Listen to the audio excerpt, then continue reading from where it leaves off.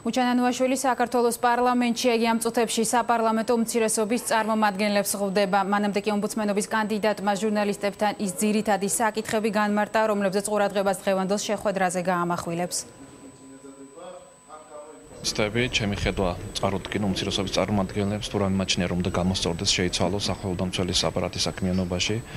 მე ვფიქრობ არის ძალიან ბევრი რამ შესაძლებელი პირველ რიგში ის რომ ეს ოფისი მაქსიმალურად პროაქტიული უნდა იყოს, რაც შეიძლება მეტი საქმეები უნდა იყოს და ფაქტიურად ძალიან ბევრი სფერო უნდა მოიცვას. გარდა ამისა მიმაჩნია რომ არის გასაძლიერებელი მისი მონიტორინგის ფუნქცია.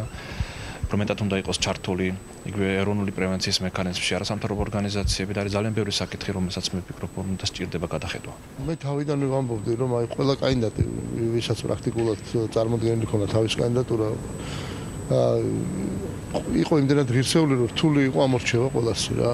მანამდე ხალბატონ ნინაზე იყო გახსოვთ საუბარი, რომელსაც მე უდიდეს პატივს ვცემ და მართლა ძალიან ვისურვებდი მის ყოფნას. თუმცა ბატონი უჩას ასევე შემოსვლა ამ რიგებში, მხოლოდ ამოფილებას იწვევს და ვერაფერს უც ვერ ხედავ. ეჭვს გამოუთქვავ, რომ უჩანანუაშვილი ისევე როგორც ხალბატონი ნინო ხატისკაცი პოლიტიკურად ძალიან ახლოს არის მმართველ გუნდთან.